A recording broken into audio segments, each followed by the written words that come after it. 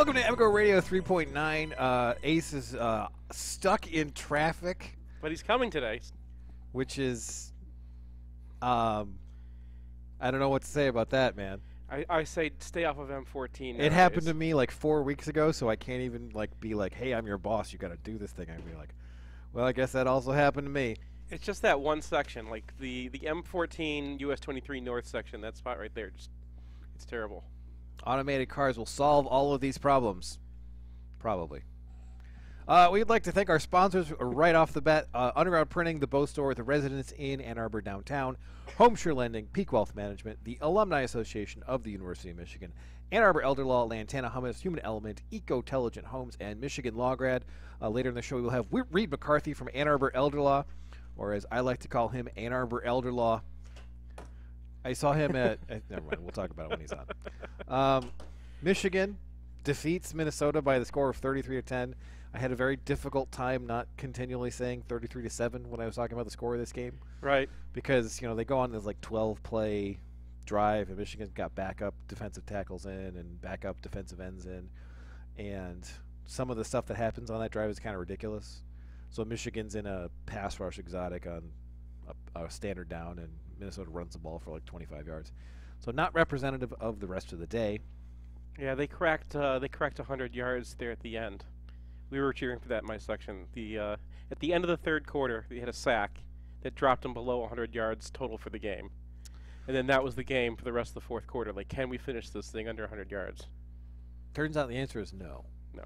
And then the rest of the game was represented by Khalil Hudson not getting blocked. Yeah. Sometimes on purpose, and sometimes not on purpose, and always to the great detriment of the Minnesota Golden Gophers.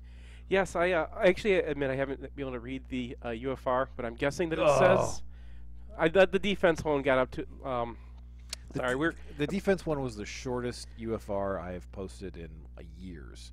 Yeah, because there was nothing to say except maybe you guys should think about blocking Khalil Hudson. Right, and that was kind of my thought, that I can read this, but I kind of know that he's going to say they didn't block Khalil Hudson, and I can't learn that much out of, I don't know, maybe block Khalil Hudson. Well, they kept running this Wildcat stuff that was similar to what Penn State did, and Michigan would see that. They'd run a corner blitz so that there wasn't any actual need for Khalil Hudson to contain the quarterback.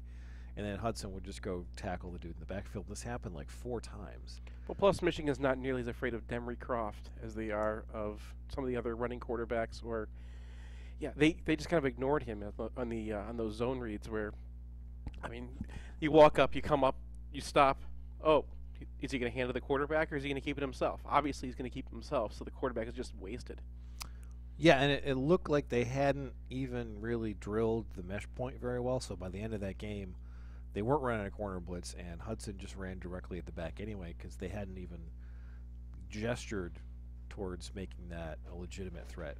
So you can't really tell a whole bunch of stuff from this game because it's just I mean, the RPS number for this game was 22-4, and I don't think I've seen a number like that in a long time.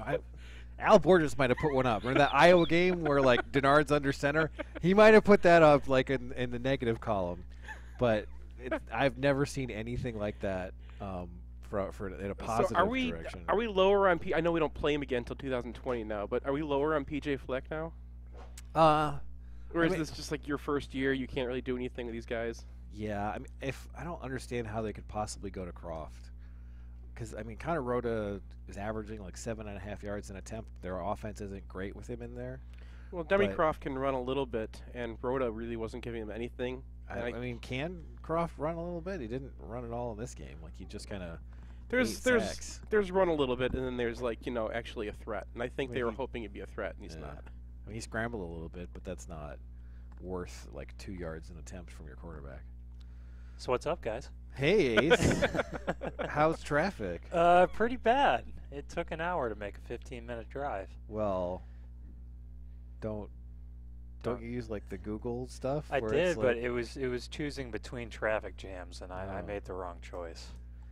The 14 traffic jam was particularly jammed. We should buy you a moped. I still would have had to take it down the shoulder. As long as you got bail money for me, I guess I can do that.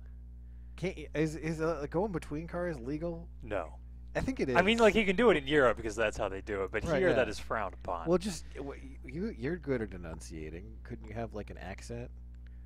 It's a me, Ace Anbender. We've been over this. Maybe I can get Mark Greger to call in for me or something. That's a good idea. Yeah. You just need you'll just call Mark Greger and be like, all right, you just talk to this cop. And Just FaceTime with him while, yeah. All right. Definitely. We're on topic. Well, we were talking about the defense in the Minnesota game, which was. So this is a short conversation. We were done, yeah. Yeah. On the other side of the ball, we see Michigan's run game hit peaks that they have not hit so far this year, mostly because they get 3 or 4 very long runs. And each of those saw cuts from the backs. And early in the year, I was complaining about zero cut running, where you just kind of run at your hole and then everybody knows where you're going. And in this game, particularly on the very first long touchdown, you saw the running back take a path farther outside and then cut upfield inside a hill. And I think that helped a lot on getting the safety out of the gap. And Higdon did that a few more times with smaller gaps. Yeah, he had a few pretty impressive, 8 to 10 yard runs in there, where Right. he's kind of setting up the linebacker to go to make the wrong decision no matter what, really. Right, and you figure it doesn't look like much is happening. It doesn't look like it's much of a crack, but because Higdon's running that power play exactly correctly, you do get something because that little wedge opens up. And often what you'll see is if you threaten one gap, a defensive lineman will fight to that gap. Yeah. And then you've made a cutback lane for yourself. And a lot of progress there. Obviously, a ton of progress on the offensive line, at least in run blocking. So you have Cesar Ruiz make his debut, and he moves people when he makes contact. He has the one absolutely terrible pass protection issue, but going back over the film, I think he was +7 and -0 on the ground. And he was getting a lot of kick-out blocks, and usually kick-out blocks are only a half point because they're kind of a mutual agreement between defense and offense. Yeah, we're both out of this play. Right. It's okay, the ball's not going to bounce out, but also you're not going to come back and make a tackle. And he was getting +1s because he would contact a guy and then move him 2 to 3 yards. And often that can be the difference between 2 yards and 5 yards, just because you give your running back a bit of a bounce out lane there. Right, and he's just got more room to maneuver. And it didn't actually get Michigan any yards in this game because the kick-out blocks weren't actually tested, but they could have been, and I think that they would have been productive if that happened. So, with Steven Spinellis, he was +4.5, again with no minuses, and he obliterated a defensive end on the short run. Yeah, the 5-yard touchdown. He pancaked the guy. He got some help from Cole, but this is a guy who brings out the $6 words in press conferences. Yeah. So if he's moving people, and they're making him available in press conferences too, right? That says something.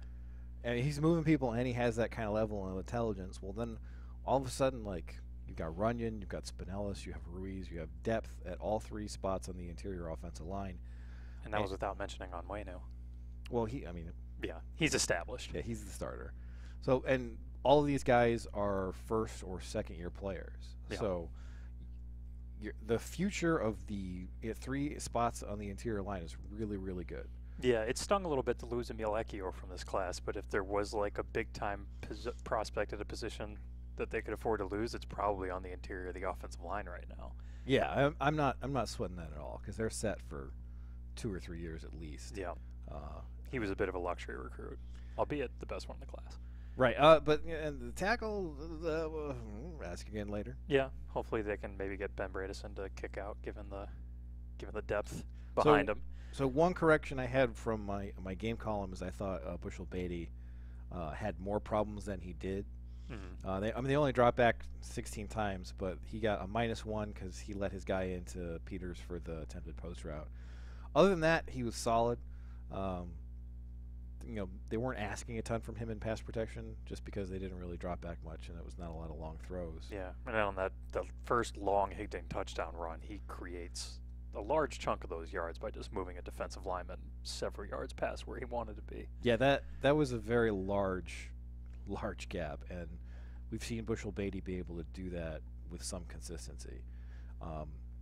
It really makes you wonder, like, what was going on during the spring when, like, it was people were talking about Runyon, and then in the fall, like, Elizio comes out of nowhere. Do you think it's possible that that's tied into the emphasis on zone that has now pretty much entirely gone away? Because JBB does seem like a pretty ideal gap blocking guy. Yeah, that's a good point. Because both those other guys are much lighter and less, more mobile. Yeah. Less likely to blow someone off the ball, and now that you're going to mostly power, it's a different world for those offensive linemen. And that seemed to benefit pretty much everybody from the running backs to the linemen. Just at least with the configuration they've got right now, it seems to be working better for Higdon and Nevins, that they've kind of got, you know, you can press a hole and then go to another one, but you pretty much have a good idea of where you're going on those plays. Yes. And they're decisive, and we're not seeing, like, a lot of plays where an offensive lineman doesn't know what he should be doing based on, like, what the opposition is doing. Yeah. So nobody's running to the second level and not making a block and making it and getting a play disrupted, which they're doing on zone all the time. So they pretty much have their assignments down. The tight ends had another excellent day in blocking, and I think that's going to continue. And this is week 5 in which the run blocking has been somewhere between good and awesome. So this looks like a bona fide trend in a way that Khalid Hudson getting 8 tackles for loss in the game might not be. Not necessarily. You know, he's Given the way Minnesota played that one. good player, but that's a record for a reason. Yeah. And then we saw Chris Evans get some blocking. He still didn't get the best blocking. He had to break a tackle to rip off his first touchdown round, but you know. But the blocking after that was really nice. Yeah, and so I took a little bit of stick from the internet because I was real high on Chris Evans, and I'm just glad that, like, maybe that'll lessen down. I still think that's going to pan out okay for you. Yeah, I mean, I've liked Evans a lot since high school. And I think, like, you're talking about a guy who, once Michigan does have a functional passing game, he'll be much more of a factor just because he's a great fit when you can go to the spread formations that Michigan has all but abandoned. Yeah, I mean, we did see him put that wheel route on somebody. That's something he's very capable of doing. I'm waiting for that for 2 years. And, yeah. And we finally see it. Took a while. Then it goes back in the box. So we'll probably see it again this year, and it should work about as well. But the big negative was pass protection. Yeah. Because they got Brandon Peters damn near killed. They sure did. I mean, you can expect some bumps in the road when you got a true freshman. And they mentioned that Cesar Ruiz has played every spot on the line except left tackle, which has got to be pretty overwhelming for a true freshman, even if he's probably mostly focused on the interior since fall camp. But that's a lot. Yeah, I mean, the Ruiz thing doesn't really bother me because that's the guy in his first start. It's actually kind of a smart, dumb thing to do, if that makes any sense. Because he was checking for a stunt. Right. He's like, okay, this guy's going on outside, and it's probably Bushel Beatty's guy, so I'm going to come off this guy and go find someone else to do some work on. And I prefer that to what happened on the previous, like, Thunder sack, where Kugler, who's a fifth-year senior, doesn't understand that he's getting a stunt, and the guy goes straight up the middle. Yeah. Feels like that's happened an awful lot this year. It does. It does seem like there's been an unfortunately even mix between just like breakdowns at right tackle that are just a one-man thing, and then issues across the rest of the line where not everybody's on the same page. Yeah, I mean, stunts are often difficult to pick up, but what are you going to do? Like, if you just never get any better at it, which is... I feel like the run game and the run blocking has taken a tremendous step forward, and we're still talking about the same kind of stunts that we were talking about after Game 2 when Elizio and Onwenu couldn't pick up Cincinnati stunts. Yeah. And it just feels like that's the same thing happened at the same rate. Yeah, and it'd be one thing if it was still the right side of the line that was the primary issue there, but you've got Kugler screwing one up. You've got, I think, Mason Cole messed one up in this game. I think. Yeah. I mean, it could have been Poggi who didn't go to the backside like it was supposed to be a fake split zone. I don't know. But that's also part of the problem. It's tough to even tell who's making these mistakes sometimes because they're consistent enough and happening in enough places that right. There's not any one area that you can point to and be like, this is the problem. Right. So, I mean, I'm guessing, but I'm not guessing at the number of sacks Michigan gave up, which was 3 on 16 dropbacks. That is a high number. It's too high. So I was looking at this, and we'll talk about this more in Maryland, but Maryland's quarterback, Borton Schlager, is getting sacked on 12% of his dropbacks, which is terrible. That is astronomical. It is, they're like 120th or something in pass protection, and Michigan gave up sacks on almost 20% of their dropbacks in this game. Not great. Small sample at least, but not great. And they weren't like sacks that the quarterback had some hand in. Like when Steven Richardson is running unblocked at you, you're just hoping not to die. Right, and maybe you're able to dodge that guy, but it wasn't. None of them were covered sacks. It's not like he couldn't find anybody. Just all of a sudden there was a totally unblocked guy running at his face or his back, and that's difficult to escape from. Yeah, this was not like some of the sacks that John O'Korn took against Penn State, where he's standing in the pocket for 6 seconds waiting for something to happen. Yes, thank you for reminding me about that. You're welcome. Hey, man, you weren't there. No, because I was like, nah. Because the last time I went there, I didn't have that option. That's true. I was like, you have to go to that game. See? I didn't. It's think not about necessarily that I make terrible Right, decisions, that these terrible decisions are imposed upon me. You do make terrible decisions, though. That's also true. You went to the Alabama game. I was young then. I was like, don't do that. That's several years ago now, man. I know, but you still bring it up. I know. As a terrible decision that I've made, I bring it up as like literally the worst decision I've made in my life. I know, but like if you're going to bring it up, then I'm going to bring it up. Enough. Remind me to do that for Gimmicky Top 5. Oh, do you know what that is, by the way? No. Okay, good. What an excellent and excellent podcast we have going on here. All right, we're going to take a break, and Ace is going to type up really fast 5 answers for the Gimmicky Top 5. Let me just tell you a couple things to keep in your mind while you're out there. When we take the field, we're going to win. We've got big goals. We've got big ideas. We've got to win this game, and there is no game on the remainder of our schedule more important than the one you're going down to the tunnel to play today. Now let's go. Let's go. Underground Printing is proud to present The Bow Store. Visit us at our new location at 333 South Main or online at www.bow.team.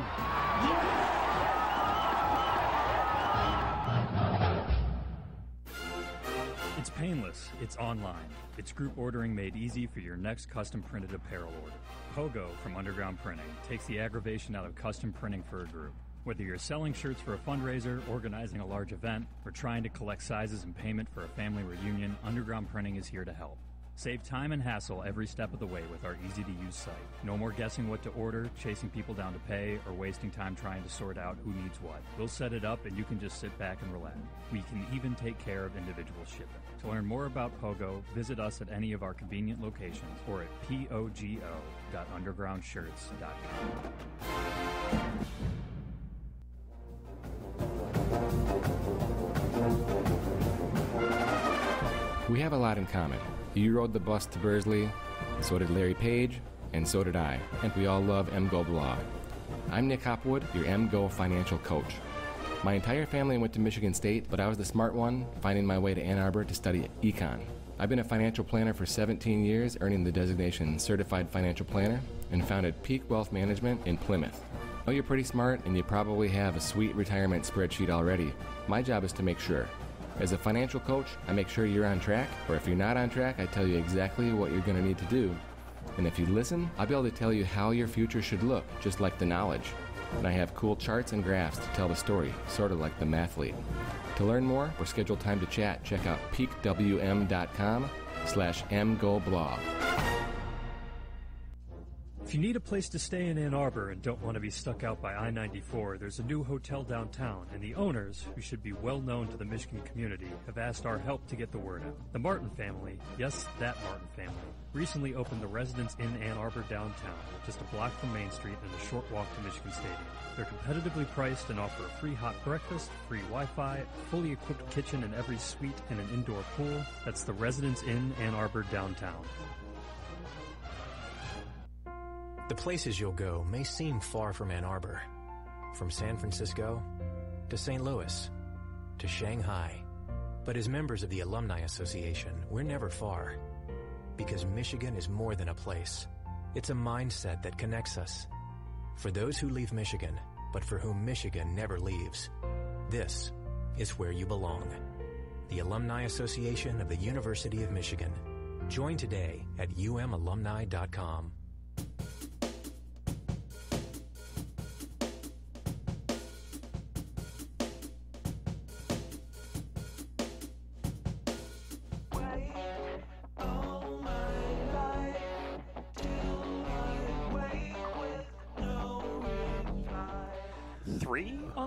Wow. Scale? What is that? That was going in a very Linkin Park direction. It did start to head that way. Wow. So we have a new Lantana flavor here, roasted garlic hummus, which I've actually already had. I'm surprised this is the first time we've talked about it on the show because it is delicious. It's made with white beans and topped with garlic, red peppers, and herbs. And then Seth crossed out the read, so I don't know what I'm supposed to say now. They made a pumpkin spice one. Oh, no. You crossed that out. Delicious. Pumpkin spice. I think they made that as a joke. Check out all of their flavors at lantanafoods.com and find Lantana hummus at Bush's, Kroger, Meijer, or check your local grocer. And now, as is appropriate, we talk about the basketball. Yeah. What happened? Well, they had an exhibition. Okay. They're about to start their season against North Florida in a game that nobody will watch because it's 7:30 on BTN Plus, like right after the Maryland game's over. I'll probably be streaming it because I have to write the football game recap and I can't be in two places at once. North Florida. Yeah. So it'll be interesting to see kind of how everything shakes out because we don't know who's going to start at point guard necessarily. And that's a pretty important position in John Beilein's system since every good Michigan team of late has had great point guard play. Yeah. Or at least all the excellent ones. I mean, it'll be Simpson to start, and then we might see Simmons, like, emerge. Yeah, I kind of assume that that's going to be the way it goes. I mean, Beilein certainly early in the season goes with the guys that he knows have the system kind of downloaded. Yeah. Which is why Duncan Robinson started last year at the 4 in the first game instead of DJ Wilson, and that changed. So Simpson, I mean, a lot depends on how much his shot has evolved, obviously, because it was pretty non-existent last year. Teams are just kind of daring him to shoot from the outside. I mean, best case scenario, he's like... You're hoping that he, like, scrapes into the low 30s. Acceptable. Right? Yeah. But if he can at least open jumpers, that at least changes a little bit of his outlook. He should at least be a very good defender, and he gets to the bucket. Whether he can finish is kind of a matter of how big the guys are once he gets there. He's not a large dude.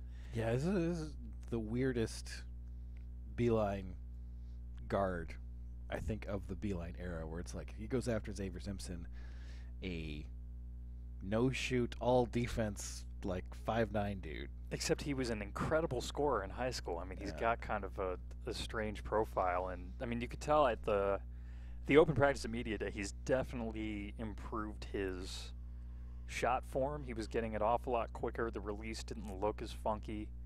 But then his one 3-point attempt in the exhibition is an air ball. So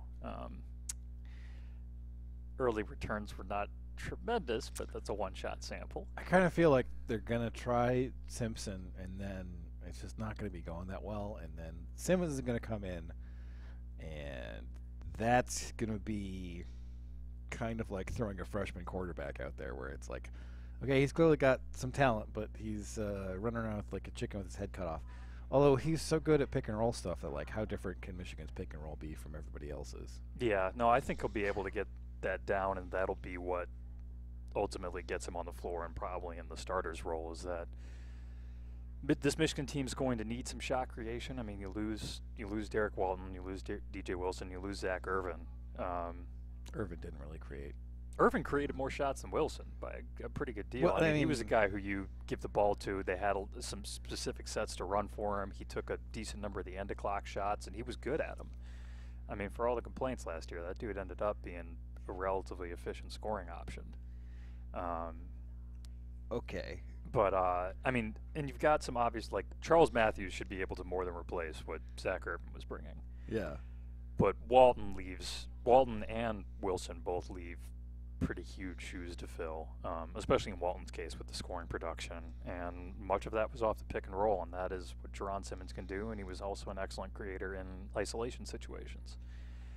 So given Michigan doesn't have a lot of guys that you want to just toss the ball to at the end of the clock and go, okay, go, I think Simmons is going to have a pretty clear role there.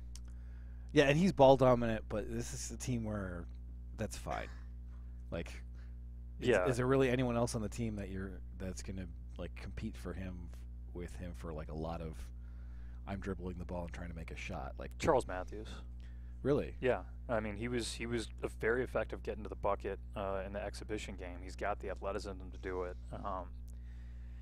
With him, I mean the big thing that Beeline brought up at Media Day was just kind of understanding when to pick his spots, because Beeline actually wants him to take more threes, which was interesting to hear given Matthews shooting at Kentucky. But Beeline's kind of hammering home to him, like, pick your spots on when to just keep the ball moving, when to drive, and when to pull up and shoot. But he trusts Matthews' jumper at this point, or at least that's what he's saying publicly. But Matthews dropped 21 or 23 points in the exhibition game. He was easily Michigan's leading scorer and the guy who was most impressive with the ball in his hands. I think he's going to end up being the team's leading scorer. Okay. And then any sense that Muhammad Ali Abdur-Rahman will be able to take more usage on this year, or is he still going to be stuck in the 18 range? I think, I mean, he's more down in like the 16 or 17 range the last 2 years, and that's, I mean, I think at that point, especially when like the two newcomers are going to be relatively ball-dominant players, and they might also be running more offense through Mo Wagner. First of all, I don't know if they're going to need Rahman to take on a higher usage, and also I think his game fits best when he kind of is when he's in the role he has now, where you give him some drives off and off of motion, where you get him a step going towards the basket, and he's a good finisher there. I don't know if you want to put him in a lot of pick and roll situations because he hasn't shown that he's much of a passer out of those. He's kind of a just put your head down and go guy, but he's turned into a very good spot up shooter. He was at almost 50% in Big Ten play last year from beyond the arc, and I think he's the guy you kind of want to keep in that role player situation, especially since Michigan needs him to pick up his defense a lot. He graded out as Michigan's worst defender last year by a considerable margin, and that was with Duncan Robinson on the team. So that's not good.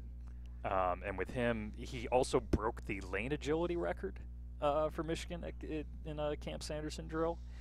Those two things should not go together. No, if you have that sort of foot quickness and agility, you should be an above-average defender at the very least. So with Rock, I think it's a matter of just getting focused on defense for the most part. Seems a little late for that to. It does a little bit, but seniors do sometimes turn into at least decent defenders when they were not good defenders early in their career. But I think, if I was trying to figure out what to emphasize for Rahman this offseason, I would hope it was just keep doing what you're doing on offense and let's really drill down defense. And then Mo Wagner didn't have like a up Mo Wagner game. I was curious to see, did they post him at all? Because that's like a way to generate shots with a skilled A little bit. He got a nice post feed from Isaiah Livers, which actually is something that Livers does quite well. He's a good passer. But still, I mean, Wagner's still going to be the perimeter-oriented big for the most part, but he has gotten bigger.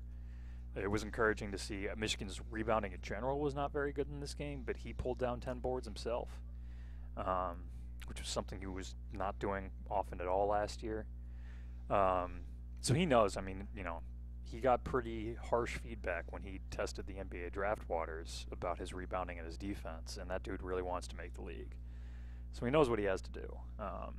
His defense is probably never going to be good. Yeah, because he's not the swiftest guy, and he doesn't have a huge wingspan. He doesn't have that kind of shot blocker instinct either. But hopefully he'll at least have the positioning down a little bit better for rebounding. And he did show with his post defense last year, he can at least be obnoxious with it. He can knock the ball Yes, away. he's a pest. Yeah. Now he has to balance that with staying out of foul trouble. Well, hopefully he'll get a little bit more respect this year because there were a number of calls last year where it's just like, how do you even do that? Yeah. Now with big men, they tend to take a few of those. Well, at least this year there's an ogre. Yes. Behind him. They're now calling John Teskey Big Nasty. Okay. That is his nickname last year was Big Sleep, so that kind of tells you where they sounds a little facetious, if I'm being honest. Yeah. I mean, I think it's an aspirational nickname. Okay. That's how they want him to play. That's how they're he's doing it in flashes a little bit more now, and they're trying to get him. You could still I heard during the open session of practice. When he was in a drill, Duncan Robinson's really become kind of a vocal leader out there. He was basically an extra coach, and he called him Sleep just casually when he screwed up a drill. It's like, come on, Sleep. And it was like, okay, so we see why John Teskey has maybe not played more. And, I mean, we could see last year when he was on the court. Sure, he was lost out there. He looked like a deer that had just been born. A really large deer.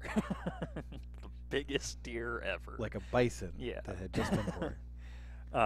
But he has maintained a lead on Austin Davis for that backup center spot. He's a legit 7-1.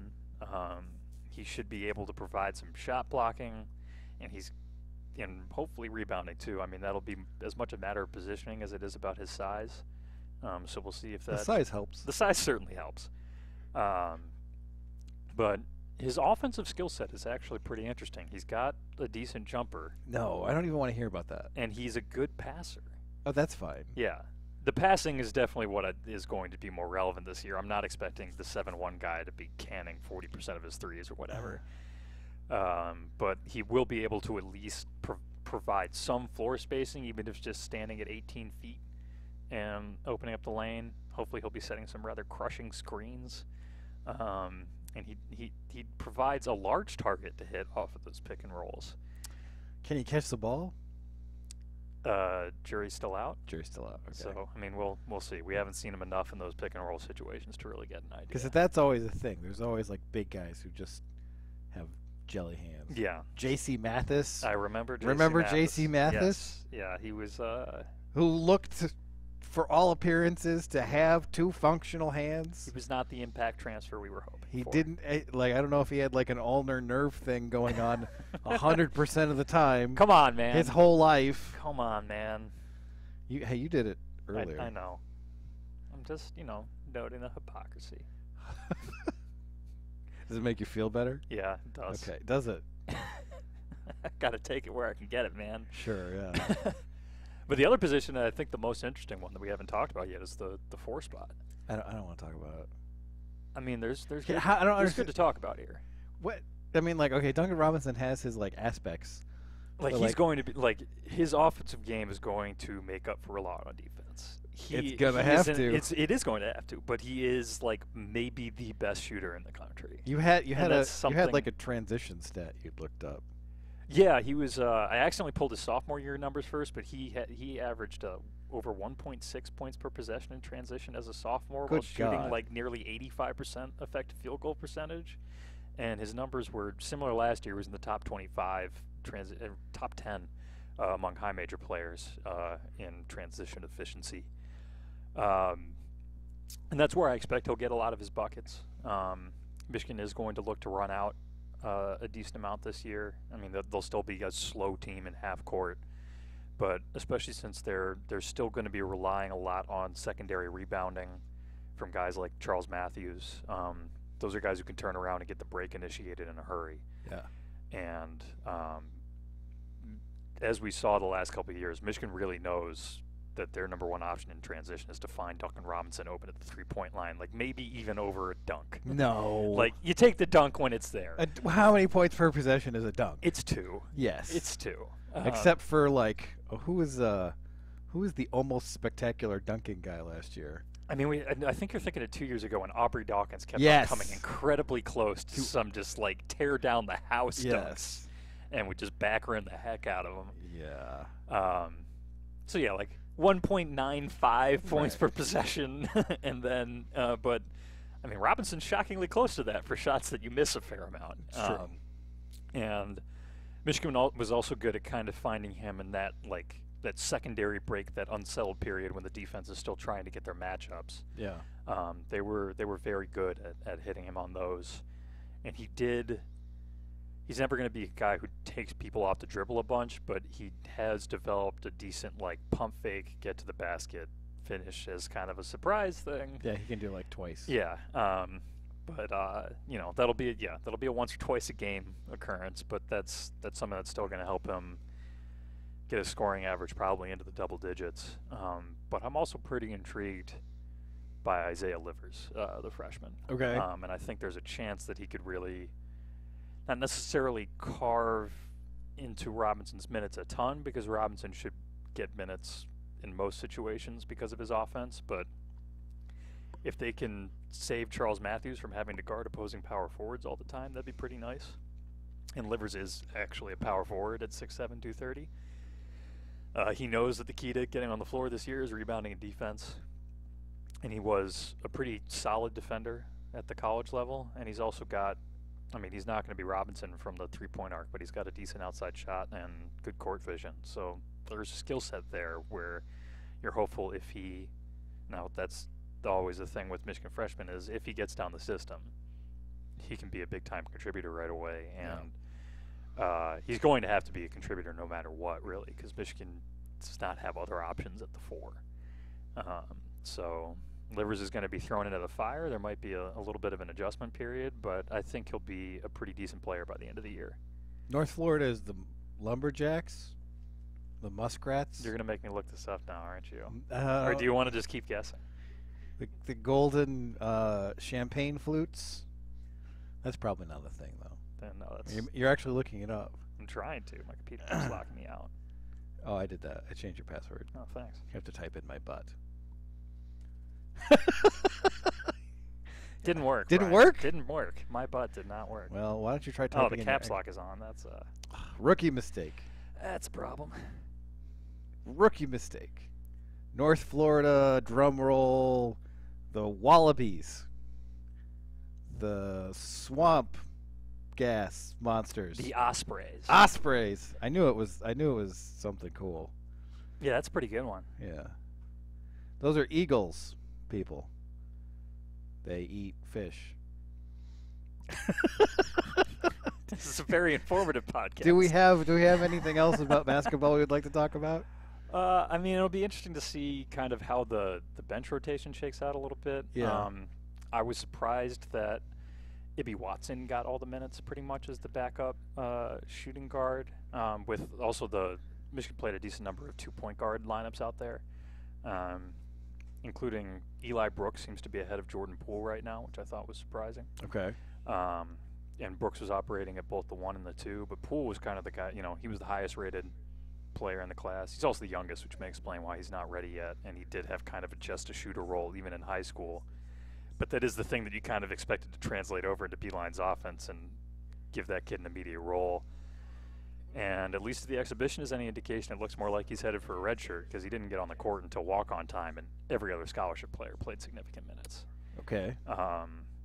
So we'll see, because that was kind of the, that's your chance to play him without burning a red shirt.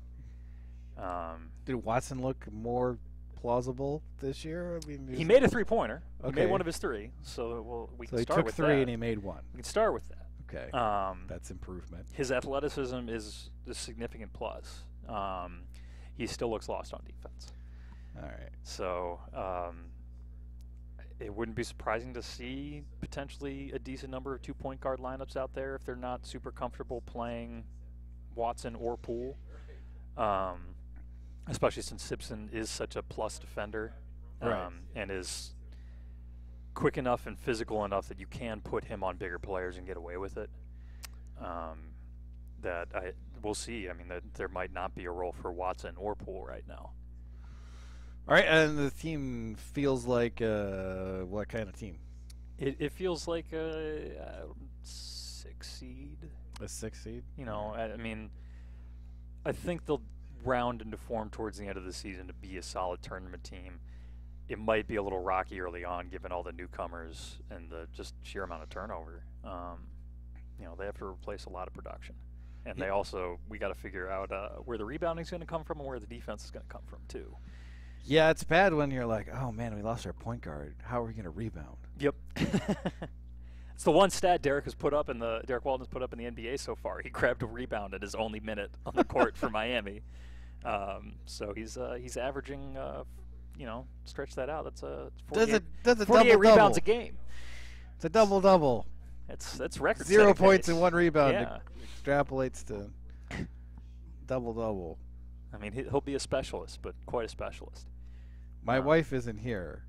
She went away for a day to do a keynote speech, so I'm very tired today, if you can't notice. Yeah. You can't tell. Yeah. Anyway. Just based on that sentence, yes. Yes. I'm sleepy. Let's take a break. Come back, and we will have a gimmicky top 5 that Ace hates. Take a break or nap. He hates all of them that are so super cool. In southeastern Michigan, the yearly cost for a nursing home averages $90,000. It doesn't have to, though. Reed McCarthy founded Ann Arbor Elder Law after handling a tricky situation for his own family. Years of experience later, his boutique firm works with clients across southeast Michigan, dealing with Medicaid planning, long-term care, and tax, disability, and family law, not to mention family dynamics. If you have a family member who may need that level of care, or if you're ready to start your own estate plan, Reed can give you a plan for the future. Visit AnnArborElderLaw.com or call 734-945-9693. That's 734-945-9693. Let me just tell you a couple things to keep in your mind while you're out there. When we take the field, we're going to win. We've got big goals. We've got big ideas. We've got to win this game, and there is no game on the remainder of our schedule more important than the one you're going down to the tunnel to play today. Now let's go. Let's go. Underground Printing is proud to present the Bow Store. Visit us at our new location at 333 South Main or online at www.bow.team.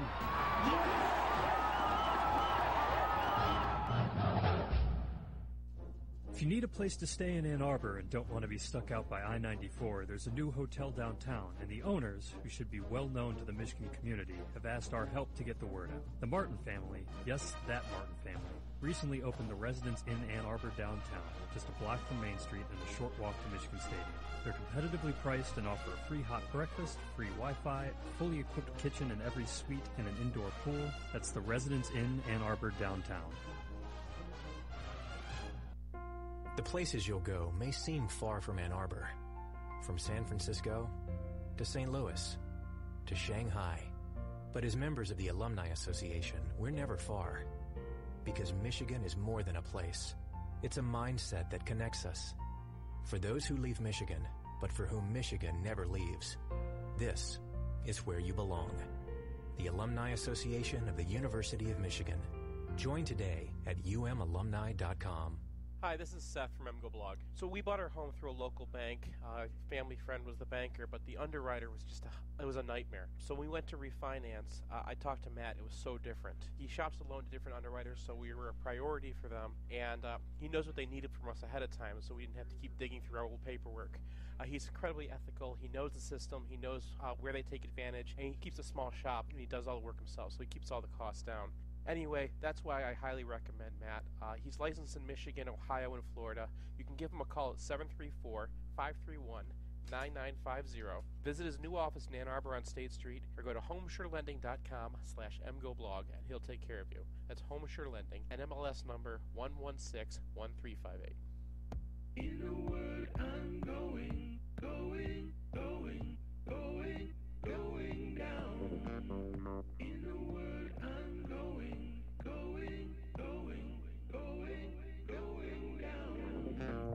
You're outside living your life, a world-class lover in a world-class life. Still outside living your life, like a world-class lover, world-class life. Yeah. That was significantly funkier. That's that did not have a Linkin Park vibe. No. Which I am grateful for. All right, so our gimmicky top 5 is based because I I trash talk Catan You sure did. in the game column, and Morris, who's the guy who runs our board, came in. He's like, "If you do that again, I quit." So, strong feelings about board games is this week's gimmicky top 5. We're playing. We might lose our sound guy. No, Catan didn't make my list. I have stronger feelings about other board games. Catan. Man, this is going to be a series of very strong feelings then. Oh yeah, it gets tense, man. My feelings are not going to be nearly as strong. This is going to be like the cheese one, where you're just. I may have cheated on number 1 again. Oh, but you can't write American cheese. No, that's not what I put. We'll get there. All right, we welcome in Reed. God damn it, Brian. Reed McCarthy from Ann Arbor Elder Law. Reed is very understanding. I am. Hi, Brian. Hey, Ace. Because I was at Ricewood and I was like pointing at him like, "Hey, Ann Arbor Elder Law." I totally blanked on his name, and then earlier Sponsor MGoBlog. he came to like It's great. our season opening event that Matt Demarest presents. I remember his name, not yours.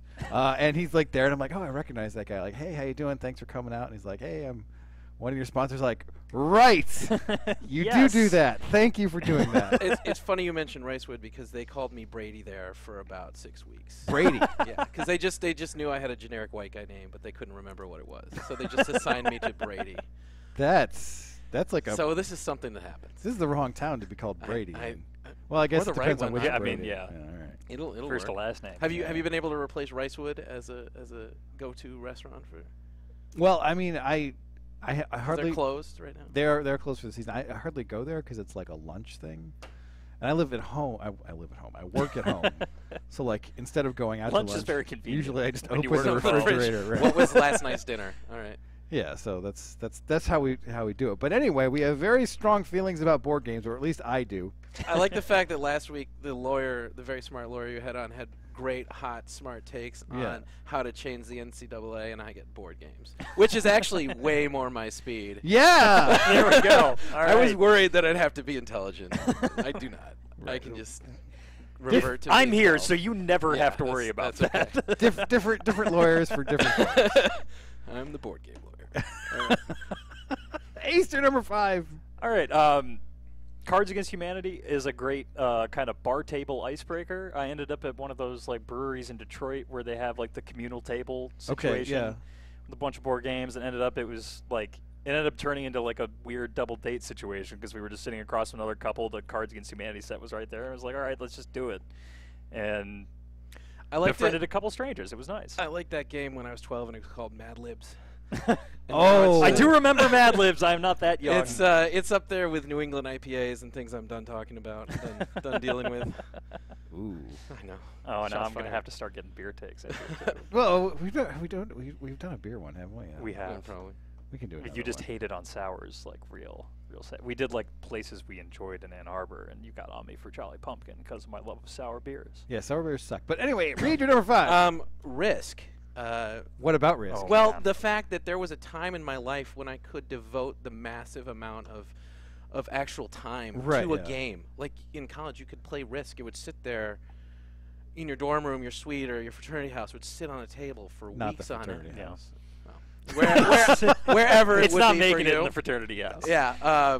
There's some fraternities that it made Okay, that. like there's a North Campus fraternity.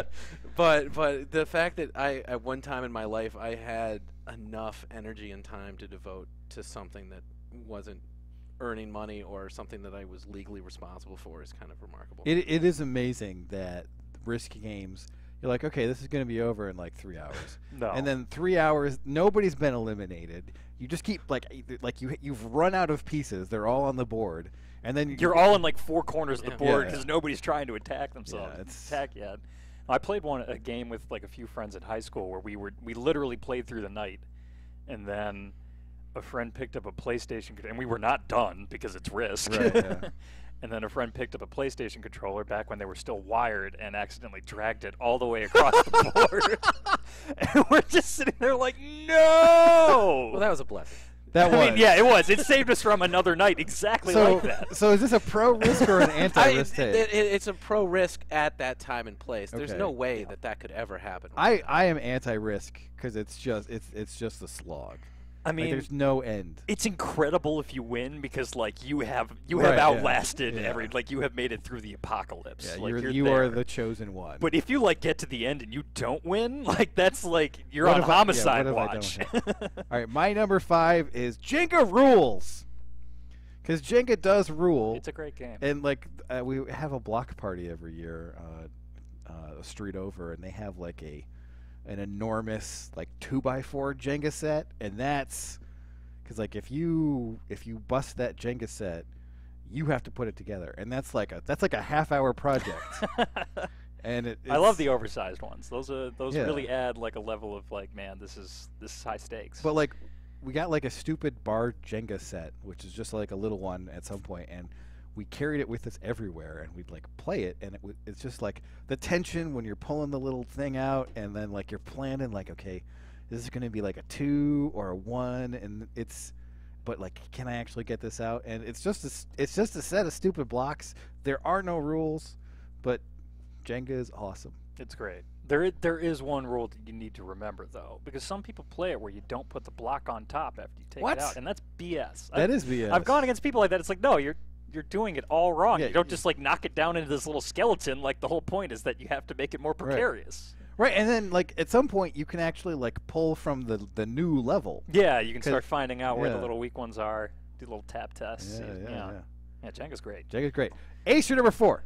I won't play any game that requires me to draw. Okay, that's like an ethical policy. Yeah, I know, but it kind of takes out like a No, that's a fine. yeah. That's a strong So opinion. like that's my opinion. You refuse. I'm a to... terrible artist.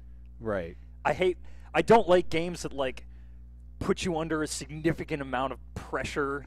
Like I mean, I guess Jenga's like that too. Right. Yeah. But I guess when you're bad at something and everybody's watching you do it, I Right. don't particularly enjoy that. Okay. And I am not good at drawing. Yeah. So I'm out on those.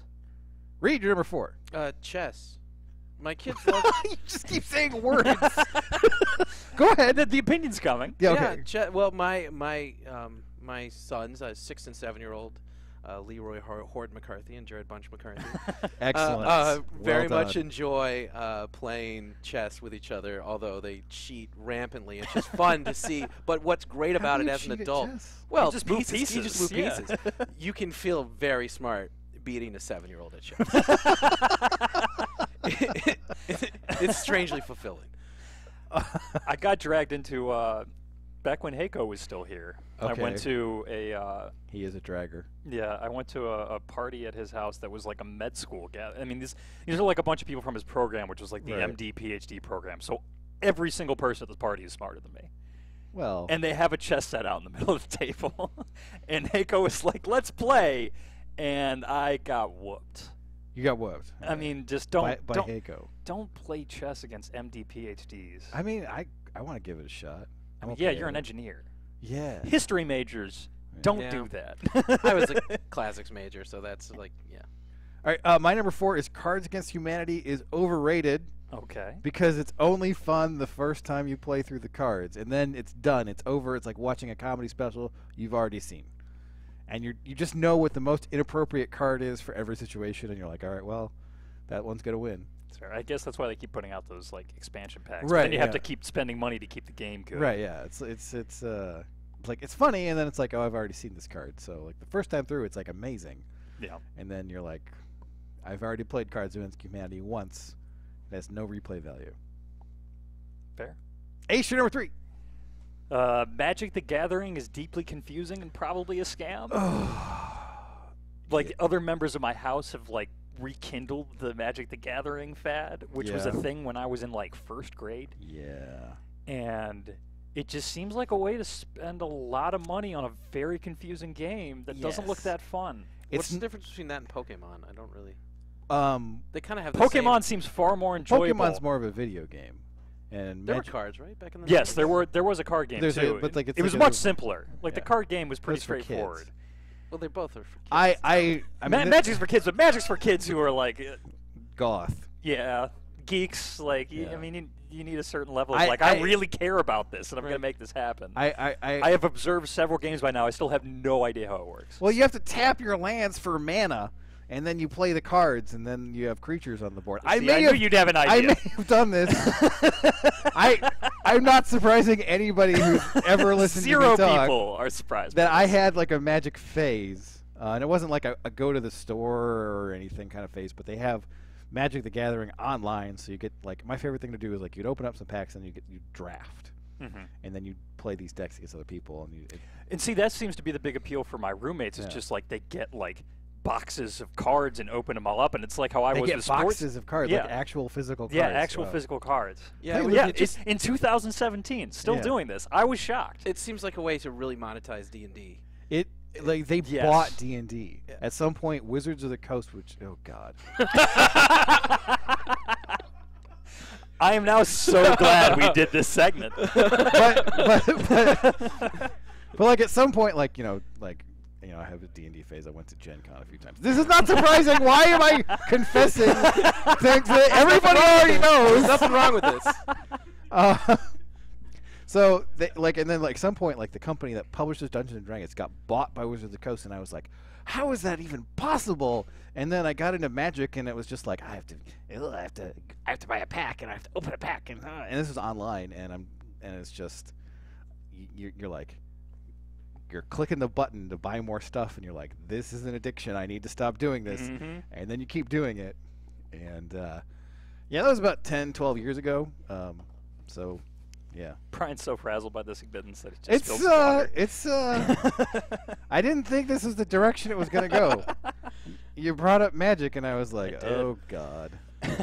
Magic Anonymous, here I come. Except I didn't need that because I quit. And you're no longer anonymous. Well... I mean, that's... It's a natural progression, though, to blogger from Magic. Yeah. Johnny Depp's probably been to Narcotics Anonymous. That's not fair. Not Johnny Depp, the other guy. The Iron Man. Sheen? Yes.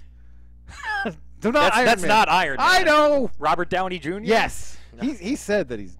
whatever. Read your number 3.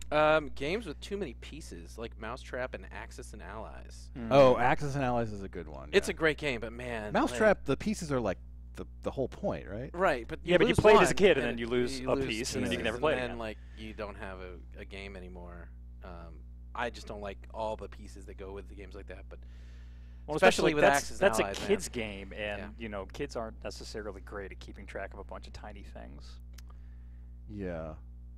So, I mean, I had that game growing up. We played it like 2 or 3 times, and then we couldn't play it anymore. I thought it was the coolest thing in the world, but whenever I was like, ooh, let's play Mousetrap, they're like, no, we can't play it because we lost a piece. That's basically it. So I was like, I never got to have the Mousetrap experience at all because of the stuff that you're talking about. My number 3 is that Cranium is the worst game in the history of the world except for number 1. Cranium is like a combo, like Pictionary. They make you draw, so I'm against it. But it's not just that. Like I can handle the drawing part, but there's like a hum this song thing, which is the worst thing in the world because you're playing with your grandmother, and even if she knew what the song was, you can't hum. So you're trying to and hum. There's like a 0.2% chance that she's gonna know the song. Right? Probably. Yeah. You're trying to hum My Humps at your grandma, and I'm like, and for a multitude of reasons, that's not optimal. This is a true story. There's like a sculpting aspect. Yes, with like clay and there's like a sculpting aspect of the game, and there's like silly putty involved. My grandma draws a card, and she starts sculpting. And nobody wants to guess what it is because it's clearly a boob. And that's literally what it was. The card said nipple. So my grandmother sculpted a boob because of these people. And they make you hum. It's terrible. All around awful. I have a strong feeling about this game. Ace, you're number 2. Stealing from the bank in Monopoly is legit as long as nobody notices. No. That's how we played growing up. If you're the bank. Well, the point is you kind of put it in an area where maybe multiple people can reach it. And then, see, I think Monopoly, it takes so long, and you can see how it's going to play out. Yes. That if you don't allow some measure of you're cheating, spoiling my upcoming. Oh, my bad. Yeah. But my point is, Monopoly's not fun unless you cheat. Okay. Agreed. Read your I number 2. expected that to be much more controversial. So my number 2 is going to be that Battleship is the best game of all, bar none. I love Battleship. Playing with my kids again right now, it's fun. One time this works per person you play. You put all your ships in one little tight group, and it messes them up. Especially, again, like a 7-year-old. It blows their mind. They're like, how? I've gotten 7 hits in a row. I don't know why I haven't sunk anything. That is cruel. And I'm definitely doing that the next time I play Battleship. It works. My wife got very angry when I did it to her. And then at the end of the game, of course it only works once. At the end of the game, you turn around, and then all the ships and there's just like white pegs everywhere. And then there's this little cluster of ships, and they may have sunken one, but they've gotten like 20 hits. And then they just don't want to play anymore. That's it. That's over. Oh, that's a good one. Yeah, I'm keeping that one in the memory bank. My number 2 is that Twilight Struggle is the most unsatisfying board game I've played. Twilight Struggle is a 2-player simulation of the Cold War, and it is the coolest thing ever. And my wife got through like 1 round, and she's like, "I'm never playing this again, and I'm getting a divorce," because it's like, "Oh, you don't want to reenact like the time they shot down the U-2?" And she's like, "No, I do not. I have no interest in any of this. Please go away." So I play with my friend Nick, and he's the commies, and I'm the United States, and he crushes me in like 3 turns. Like there's 10 turns in this game, and like if your score gets up to like plus 20 or minus 20, you automatically win the game. And there's like you get points, you lose points. And he just annihilates me, and then he's like, "Well, gotta go." And I'm like, "Oh, but I just want to play this game that is so cool." And nobody will play it with me because then Nick moved to San Francisco because he hates me. Oh, this is a really sad story. It is. So, Twilight Struggle, highest rated 2-player game on Board Game Geek, and I can't play it. Tragic. I know. Yeah.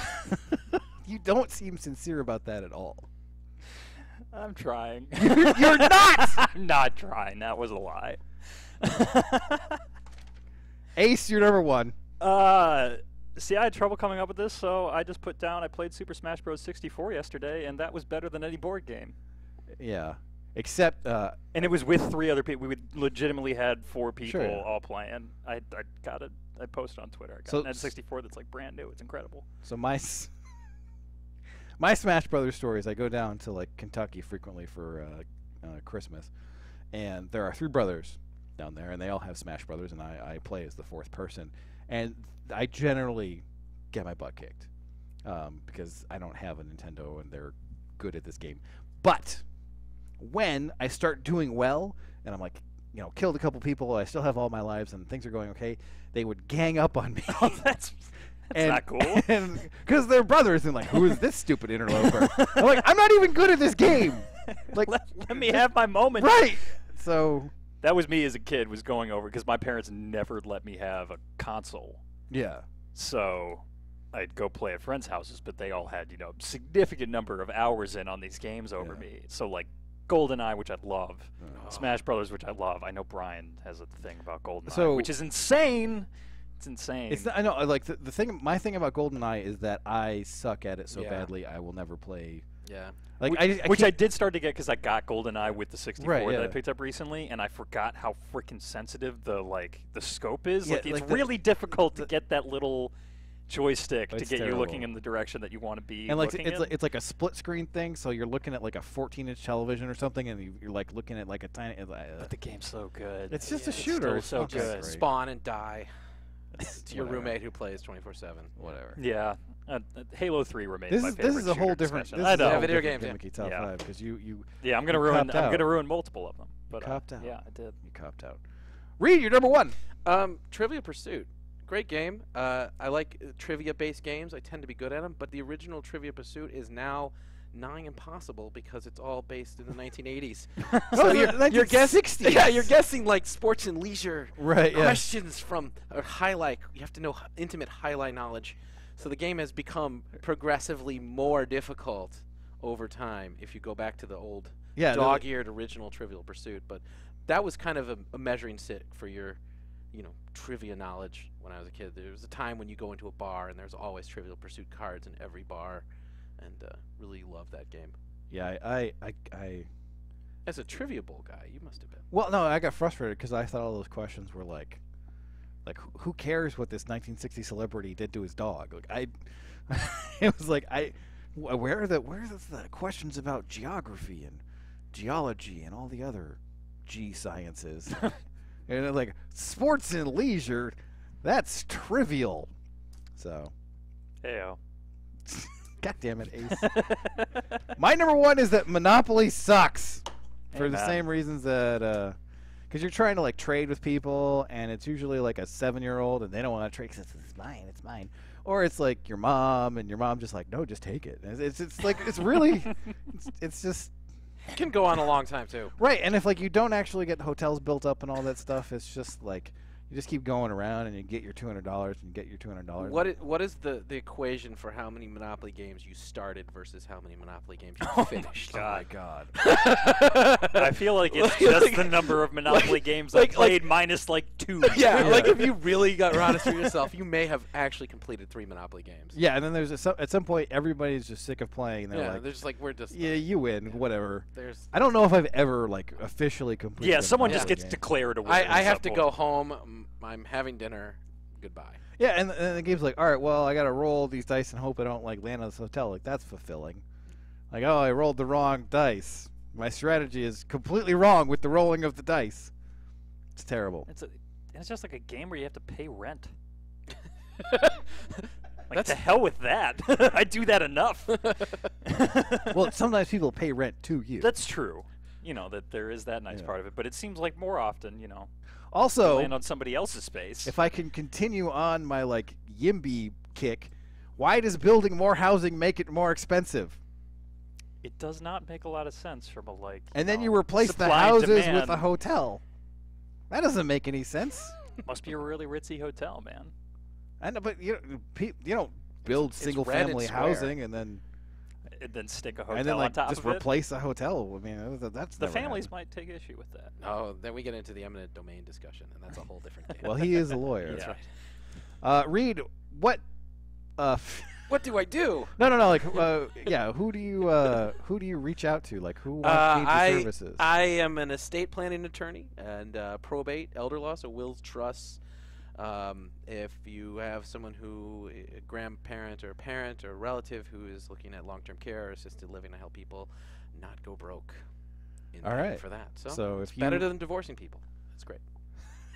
Like a lot better, or like a lot better. Did you used to do that? No. Okay, so you don't really know. But I see it a lot. I see my friends who divorce people. They don't seem very happy with it. Okay. All right, Reed McCarthy of Ann Arbor Elder Law. If you need him, it's AnnArborElderLaw.com, right? Yeah. And he also has a phone that has a number that's on AnnArborElderLaw.com. It's 734-945-9693. And if you remember that, that's great. All right, thanks for being on. Yeah, fun as Take always. one more break. Come back. Talk about I guess Maryland. I guess if we must. Yeah. I grew up in a small town of Hazlitt, Michigan, and I witnessed a lot of great people making a lot of poor financial decisions. And I thought to myself, I don't want to be in that position. I don't want to have my retirement at risk. Over the last 17 years, my team has developed and refined our process, which helps people understand what's important to them and what they value most. And because people don't have pensions anymore, we're adding in multiple income streams during retirement. At Peak Wealth Management, our goal is to build long-lasting relationships, and we do that by building trust, by showing our integrity, and letting them know how much we care. And that's one of the most important things we do here at Peak, is understand your goals and help you get there. Want the perfect game day outfit? Underground Printing has unique, great-fitting apparel and officially licensed apparel from legendary Michigan names like Woodson, Howard, Schembeckler, Ufer, and more. UGP also specializes in custom printed apparel and promotional items for groups, events, and businesses. Whether you need one shirt as a gift or 1,000 shirts for a charity walk, Underground can customize almost anything for groups large or small. To learn more, visit Underground Printing at one of our 3 convenient locations around Ann Arbor or online at undergroundshirts.com.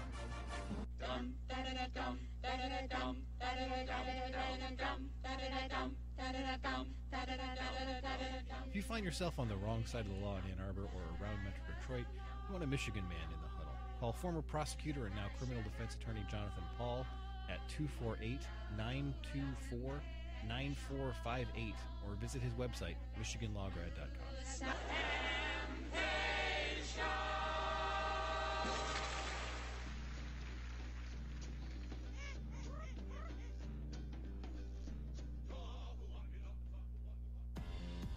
If you're looking for a mortgage and you're a Michigan fan, there's only one place to go. HomeSure Lending. Both fair and honest, HomeSure Lending is local, efficient, and small enough so you'll work directly with the owner, Matt Demarest. Matt bleeds maize and blue, and so does his family. Hey, this is Matt Demarest. I'm the owner of HomeSure Lending. We're a small, local, family-owned business, and so I'm here with a couple of members of my family, Cooper and Colby, my boys. Cooper, how old are you, buddy? 9.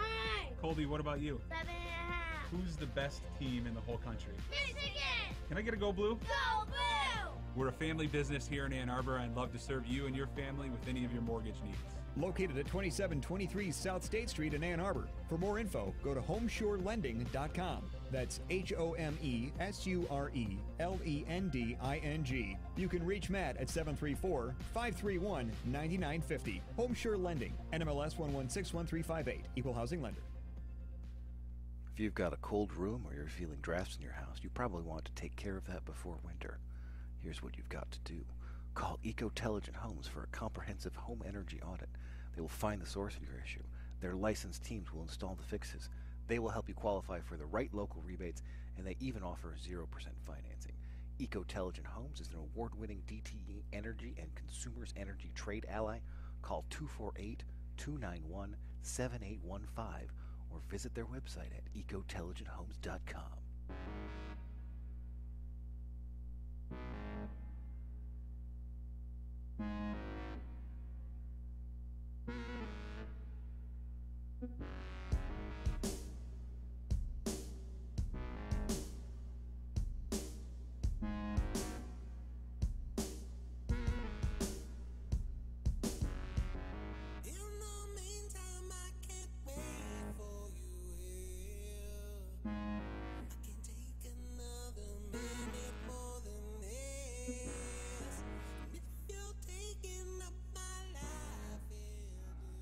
All right. Some music you can take some drugs to right there. Okay, that's definitely a thing that we just said. That was the theme of this podcast. Come on, don't act like that was that outrageous. What, the drugs? Yeah. I never said anything about drugs, did you? No. Well, just now. Yeah. But what's going? Well, why is that? Raves, a theme? man. Oh, raves. Yeah. Do people do drugs at raves? No, definitely not. Yeah, thanks. Thanks, Morris. If anyone heard Morris just loses his mind about that. I was joking, Morris. Okay. I know what drugs are. Also, I've played Magic. So, Maryland is definitely a football team, except at quarterback, where they're kind of a tumbleweed factory. Yeah. That's not their fault, at least this time. It's true. It's true. I mean, they beat Texas in the opener, and they look awesome. They score 51 points. With Piggy. With Piggy, and I'm like, that's insane. They're going to suck this year. And then they, like, annihilate Texas. And Piggy has, like, 175 passing yards on 12 attempts. And He's running the ball well, and then, yeah. And then Qasim Hill comes in, and he gets hurt in the next game. And I looked this up on Football Study Hall when I was doing the preview. And they got 33 attempts from those two quarterbacks that averaged 12.4 yards an attempt. Mm-hmm. And Bortenschlager is averaging 4.6 yards dropback, which is, like... not great. Horrendous. And it's not, I mean, DJ Durkin probably makes the bowl, and he's looking up at a pretty good season for Maryland standards. But he's down to his third quarterback, and he might be down to number 4 in this one. Yeah. They said Bortenschlager went out with a shoulder injury in the fourth quarter of the Rutgers game. And in came in a 5'11". They say he's 5'11". I don't think he even is. Right. He's like a Trey Burke-sized person. Oh, he actually Right. measured in at like 6 foot at the combine, didn't he? I think we saw this guy. I think we saw him at Sound Mind, Sound Body, actually. He's from Detroit. Yeah. Yeah, I mean, I'm sure we did. I wasn't yeah. paying close attention. To the 5'11" Air Force guys? Yeah, that was not where my eyes were being drawn. But I don't know. But had we, can't imagine there's much upside there. Yeah, had we would have gotten the only scouting that's available on that guy because he's for real. Well, he completes like 8 of 12 passes, and he tries to like lead a tying touchdown drive against Rutgers. He does, but a completion to DJ Moore, I think, in the end zone gets called back for holding, and that's like his entire college career to date. Yep. He had 1 year at Air Force. He went to a JUCO, and he transferred to Maryland as a walk-on. And Ryan Brand might be their starting quarterback, and it won't go well. No, not against this defense. I mean, the one thing that Maryland does have unequivocally is a pair of very good receivers. You know, DJ Moore. Running backs, I mean. No, receivers too, yeah. Well, yeah, their skill positions are high quality. Yeah. So DJ Moore might be the best player and wide receiver in the conference, and then Tavon Jacobs I think is underrated. He's got a good catch rate. He's solid. Well, he's their player. slot guy. Right. So they've got a bunch of slippery slot guys, and they have an offense that did a really good job of taking advantage of them last year.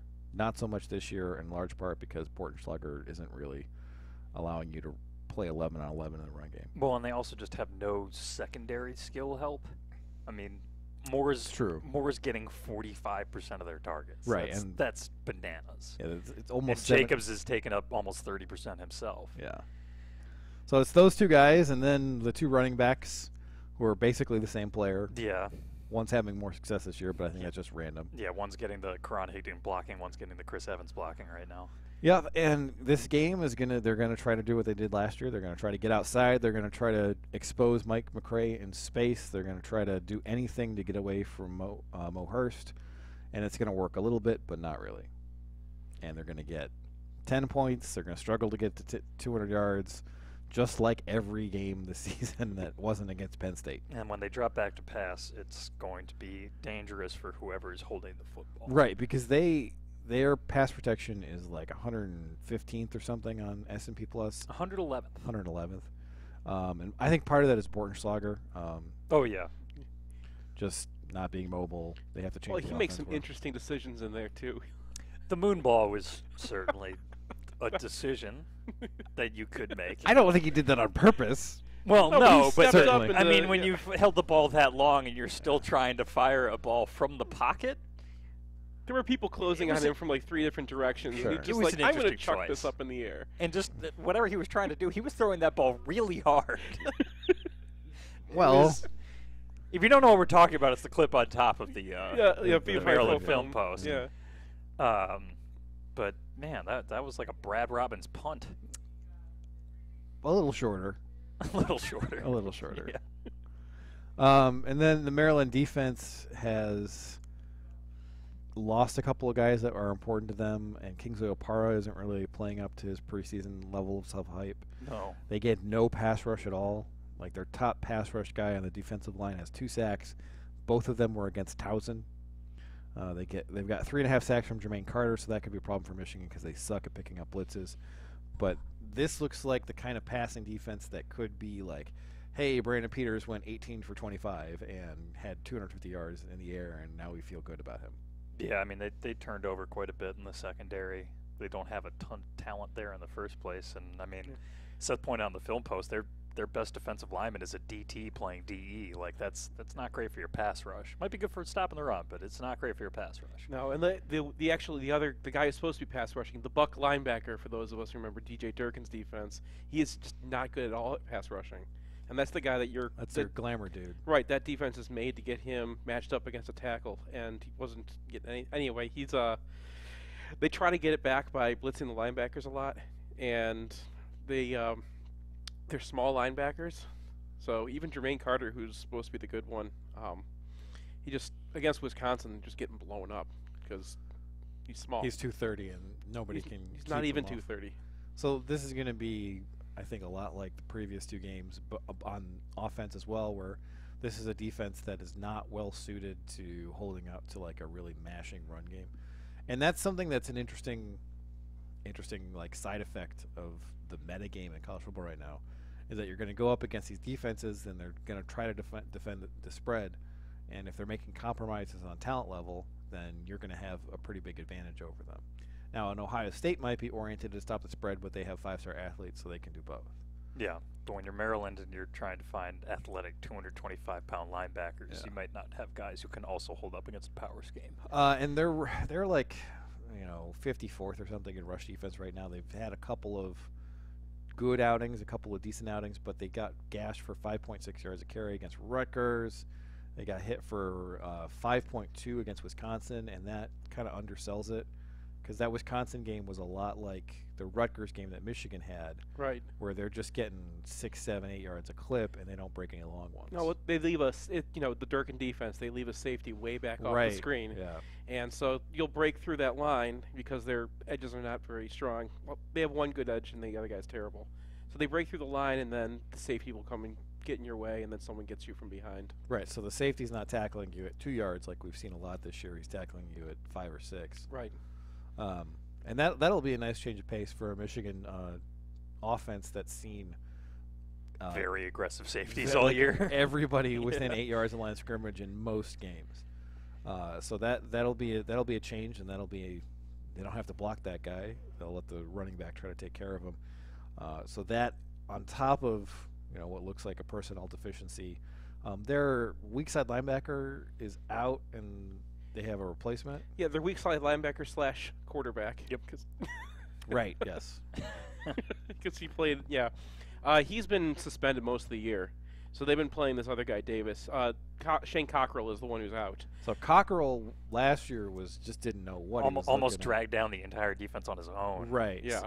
And this guy is the backup to this guy. The backup to Shane Cockrell, and Cockrell has not been any better this year when he was playing. So this is another situation where you might see the Rutgers game where linebackers are like stopping for no apparent reason because they don't know if it's a counter or regular power.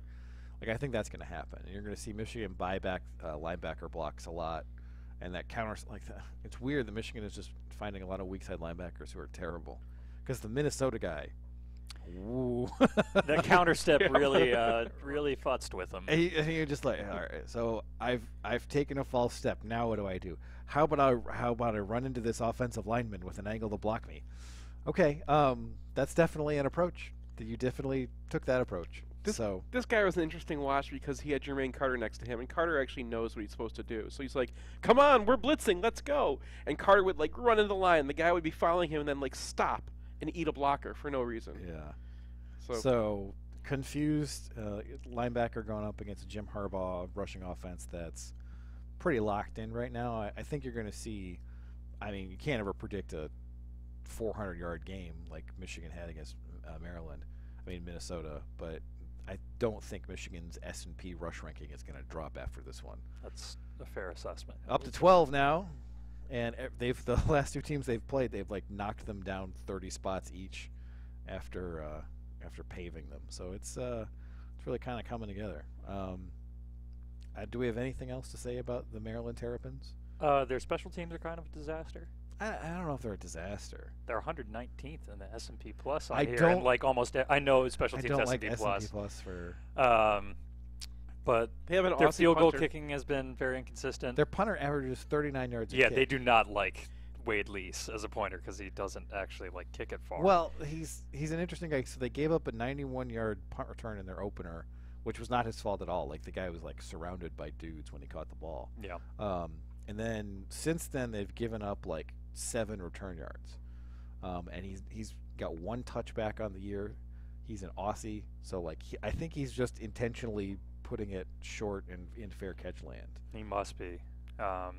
He's an older guy. He's kind of he's closer to our age than he is to most college players. Although when you look at he's not their kickoff specialist either, and their kickoff specialist only has 5 touchbacks on 50 kickoffs. Yeah, that's not great. Yeah, but how many times did they kick off?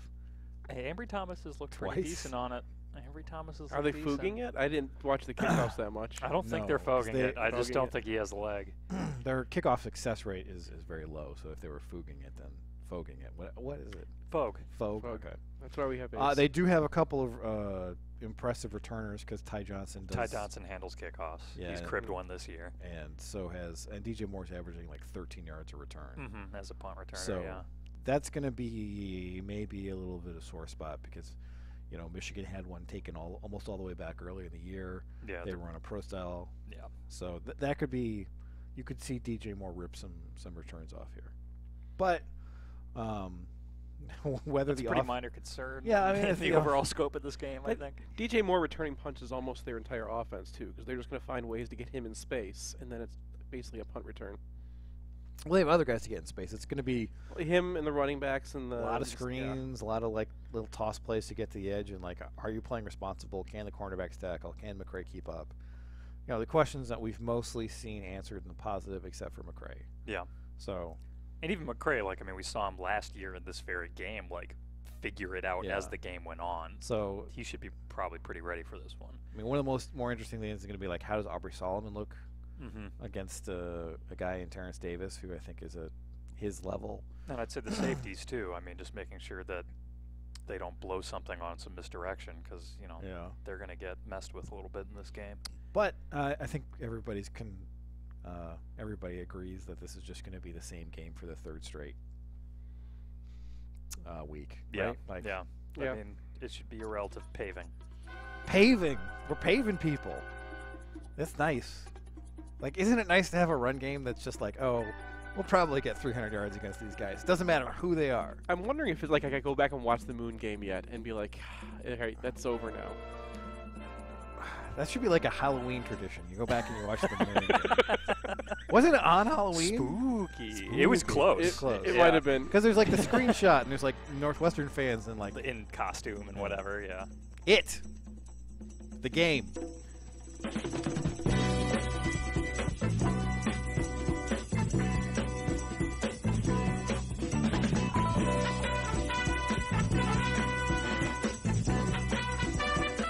We'd like to thank our sponsors one final time: Underground Printing, the Bow Store, the Residence Inn, Ann Arbor Downtown, Homeshare Lending, Peak Wealth Management, the Alumni Association of the University of Michigan, Ann Arbor Elder Law, and his strong board game opinions, Lantana Hummus, Human Element, Eco-Telligent Homes, and Michigan Law Grad.